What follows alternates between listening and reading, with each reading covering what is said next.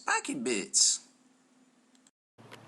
Hey guys, MBG here with my fair use video review of the new Warhammer 40k 6th edition rulebook. This thing came out on June 30th, and pretty much just about every blog and website out there that covers the game is talking about it. So I figured I'd go ahead and flip through the book and give you my review. This isn't going to be a review with a bunch of specific rules and everything, because that is GW's IP, as you know, and I can't really talk about that and everything. But I will give you a preview of the rulebook and talk about some minor, major, and fundamental changes to the game. Just go over the actual product itself here, which is pretty awesome, as you can tell. And just touch on some other things, reflect back to all the last versions of the game, stuff like that. So let's get to it. This rulebook is actually 432 pages. It's smaller than the fantasy book. I believe the fantasy book was over 500. So it's a little bit smaller, but not too bad. It's hardcover, full cover rulebook with full bleed artwork to the back here, which I guess will be the new 6th edition starter box there. It looks like Chaos Space Marines versus Demons, I would assume, but hey, who knows. Like I said, it is a full color book here, and just to give you a quick flip through, you got a lot of detail, a lot of color there.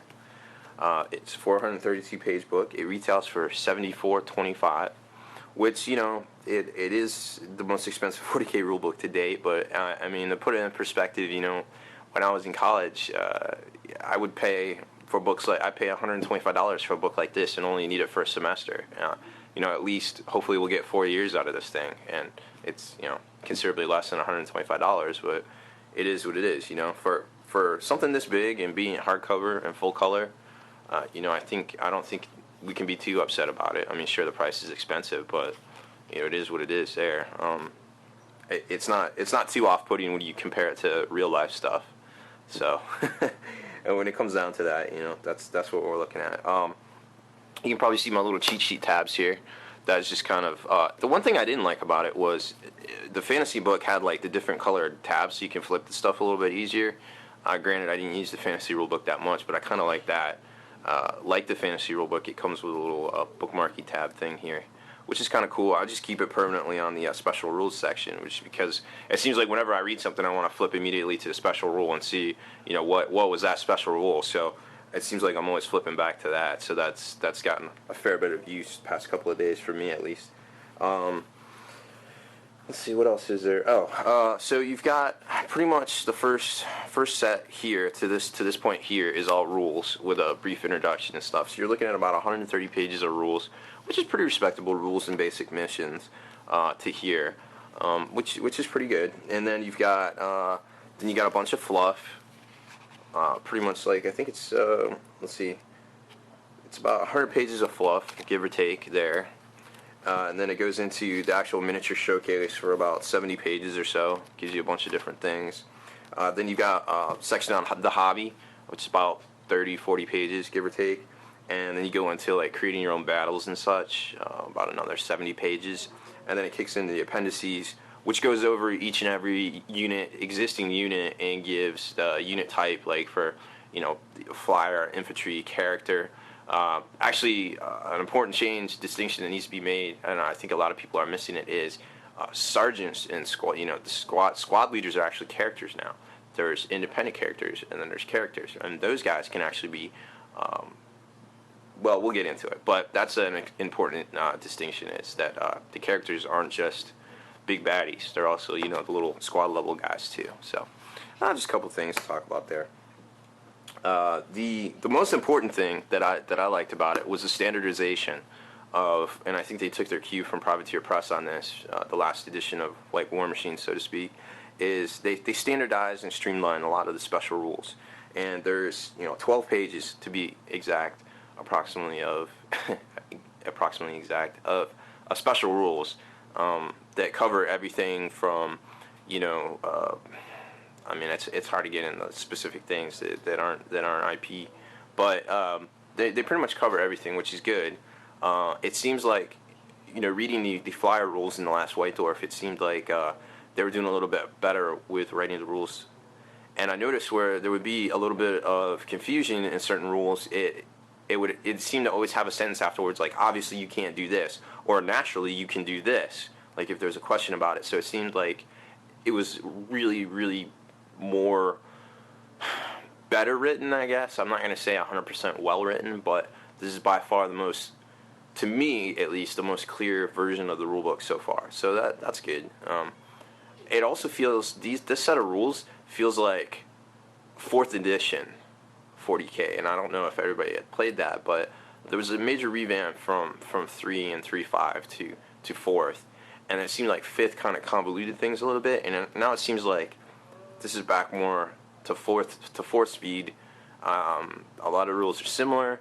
It seems very 4th-ish and streamlined and clarified, which I like, because you know, I have a lot of thoughts on tournament play and friendly play and everything like that. And and the funny thing is, the very first rule in here is basically that none of these rules are correct, and that you're supposed to play and make your opponent's game the best possible game. So it's like, these are just a guideline. And I'm like, that's not really going to go over well at tournaments. So, but that was funny. The very first rule is that none of these rules apply. I'm like, okay, well that's cool for friendly games, but I don't know about tournament play. That might not go over so well. But anyways, it was an interesting read nonetheless. You know, it's a good book. It seems like good value for the money when you apply it to some other stuff out there. I mean, obviously it is the most expensive rule book out there, but I mean, for quality and what you get when you compare it to the real world stuff, so to speak, it doesn't seem too bad. A couple of minor changes just off the cuff that I noticed to the rules, which, you know, I think definitely helped the game. None of these rules really, I feel like, detracted from the game at all. I think they helped clarify it and get things moving a little bit. I mean, honestly, as a businessman and a blogger, you know, I would be lying if I said some of these changes weren't made specifically to sell miniatures, because it's very apparent they were. I mean, the horde rules, the horde formation in fantasy was a clear indication of that, and you know, the allies in here and some of the other stuff is a clear indication of trying to sell miniatures on the part of GW, which is fine. Guys, it's a business, you know. It's a business that sells miniatures. They want to sell miniatures. That's why they come out with new rules. You know, other games haven't had this many rule sets. Some games never even get a second rule set. You know, I feel we're fortunate there, but you know, it is what it is. If you're going to be angry, you're going to be angry. You know, there's nothing I can say to clarify that, but at least what I'm saying rationalizes it to me in my head, at least. But you know, that goes without saying. So the first couple of minor changes I noticed that I felt really kind of helped the game was some changes to the deep strike mishaps. They took in slimmed that down and made that a little bit better, I feel. Grenades actually work a little differently now. You can actually throw them, and there's some rules in there for that, and they also work the normal way. So it kind of harkens back to 2nd edition when you could chuck grenades, and actually you could shoot, vehicles could shoot the smoke grenades out too, which was kind of neat, but that's not in here, unfortunately. But they took some stuff out of fantasy, which was neat to see. They added in Lookout Sir to both shooting and combat. They put in fear, pretty much, you know, very similar to how it works in fantasy. They also added in they call them chariots, and they also gave them impact hits, but they call it something, you know, they basically call it something different. But it was interesting to read how, I guess, some vehicles are basically chariots now. So that was cool to see, just kind of some crossover a little bit. Let's see. Oh, deploying from vehicles, they cleaned that up a bit, made it a little bit more, a little better, I think. Emergency disembarkation got some clarifications, I think. And I like how they definitely clarified how you physically deploy from a vehicle. Like, very important, and I think that those couple of fundamental sentences in that section was really should have been in there from the beginning, because there's so much, they still left so much wiggle room, and I feel they really cleaned that up, and that's good. Also from fantasy, they imported the challenge system, and then expanded on that a bit. I think it'll make games very interesting when you can call out characters and such, and then do some other stuff in there too that you'll see. They also revamped the polygons a bit, because it seemed like in the last edition of the rules you could I wish I had a vehicle close. Oh well, kind of messed up on that. I don't have anything cool close. Oh well, so you could take a vehicle and you could deploy out and you could put your independent character way far in the back. So when they piled in, he would pile in and he would be kind of like stuck in the back, and he would be out of combat because the combat would be up here and he'd be locked out, and of course he couldn't get in, and then when he piled in the next turn it'd be good to go, but he would be locked out. And now they've changed how piling works. Piling works a lot different, and it could happen a lot during the actual game as the forces get whittled down and kind of come in closer and closer. So that was interesting to see how it's going to be very difficult to protect your independent characters and your characters now in combat. So it's going to be everything seems like it's getting more streamlined, it's getting faster, it's getting more brutal, getting more in your face. As you'll see, they also changed how vehicles move. We'll talk about that in a minute too. They gave your each of your HQs, basically you have to nominate one HQ to basically be your general, but he's your warlord now, and he gains special ability based on that, which I think is pretty neat. Just an extra bonus in there. So that's something you have to do, and it can't be from your allied attachment, which we'll also get to as well. Some major changes that all this may or may not have been rumors, but at least you kind of could see where this is going, and rationalize for yourself whether this is the product for you or not. Major changes. Allies are in here. There's a chart. I'm sure there's millions of pictures online about it, like a matrix of who can ally with who and what that gets you and yada yada. It's interesting to see the ones that are super skeptical of each other, how you have to play that. It's gonna be interesting to see combinations of that in games, like whether they remember to do what they're supposed to do or not. Because some game mechanics you just forget. It's just like there's so much going on, you just forget. And I'm interested to see if people remember stuff. Another major change is AP values, close combat weapons. That's been talked about for the past month. It is in there, and it is interesting, very interesting. They also cleaned up infiltrating and scout moves, which got a little abusive in the last edition. Ball Predators shooting up, Dread Knights doing their thing, and it just got a little ridiculous. So I'm glad they cleaned that up, because they really needed something there, and it was getting a little silly with if I add this guy in here, I can do this and I can charge first turn. That's stupid. The game is not about charging on first turn. Like, if you can charge on first turn, if you can box people, if you can get to your opponent's deployment zone and box them out of even coming on the board before they even start playing, like, that is not the game we're all supposed to be playing. That's just like, you want to show up.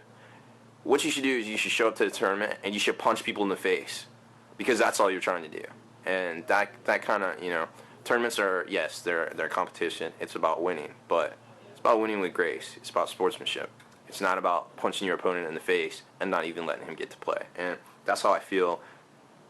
Sometimes 5th edition went a little bit, but whatever. Let's see what else we got. Oh, cover saves for troops and vehicles. There's some minor changes to it. Personally, I think if you're just obscured, you should just get X save. If it's obscured, if there's any bit of obscurement, X save, because I like the true line of sight thing, and that's fine, but I feel like there's too much time is wasted on, well, let me get down to this line of sight, let me get down to the model level, let me do this, let me do that, no, I think I can see this, no, I think I can see that. Like, I was at a tournament, and a small piece of aquarium grass, like a sliver, like, my opponent was trying to get a cover save for his Land Raider.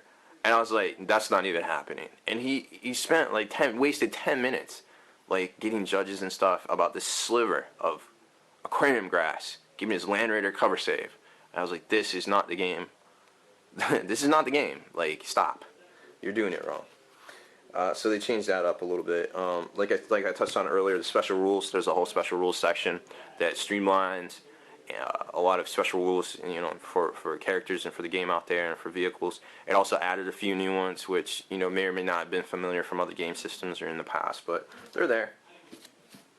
Some fundamental changes to the game. This is stuff that completely, like, I was just going crazy, like, highlighting and scribbling. The psychic phase completely revamped and crazy. it doesn't seem crazy broken like fantasy was there for a while, but it's definitely interesting. It's going to be cool to see. They changed the psychic hood, but they added in some other stuff, and it's kind of cool. It's worth doing. It's worth taking. It's worth seeing on the battlefield. I imagine eventually that as new codexes come out, they won't, like say, when the Grey Knight Codex ever comes out again, they won't have the same stuff that's in the book. Their book now, they might have the, generate from a chart kind of thing. I think eventually the ability to just have the powers is going to go away, but, we'll see. There'll probably be a little bit of randomness to it, which is, I guess, okay, but it's hard to build a force around that for tournament play, I suppose, but I don't know. That's not exactly, I think, what these rules are written for to begin with, but that being said, allocating wounds to troops and vehicles fundamentally changed. You will notice a big section in here about that, and probably a lot of people trying to figure out exactly what the best thing to do is now with your squads, because they changed that up a lot. It's definitely noticeable. Vehicle movement fundamentally changed. Everything's complete, and even embarking and disembarking was changed as well, but that's neither here nor there. They changed how fast you can go and fire. They changed, what you can fire, when you can get out. The speeds, now you got flyers. Flyers do certain things. Flyers have different modes.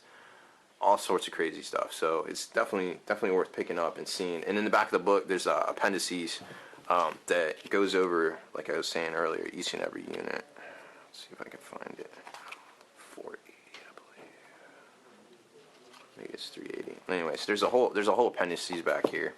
That, yeah, here we go. That basically, that's a weapons appendices, but it goes over every unit and then the unit type, like, and what it's become basically. So if there's any questions, it's all in here. I imagine as the new codexes come out, they'll have a similar thing in the back of their book, so that may basically supplement any new thing coming out.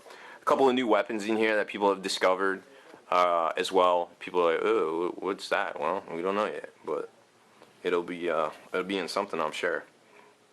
So that's pretty much it. That's where I'm at on this. Those are my thoughts. Obviously, they came out with some FAQs as well, one for each army.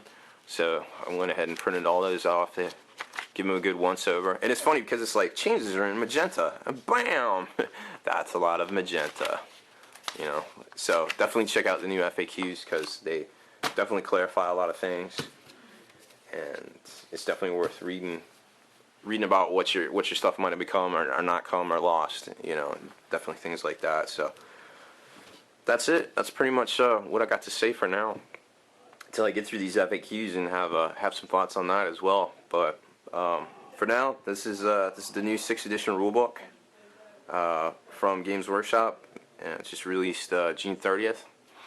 So mosey on down to your local game store or pick it up for one of your favorite online retailers at Games Workshop and give it a good once over. I definitely think it's one of the best rule sets they've written so far. That's for sure. I don't have any complaints so far, but hey, that's just my opinion. Anyways, I'm MBG Rob Bear. Thanks for watching my video. Spiky Bits.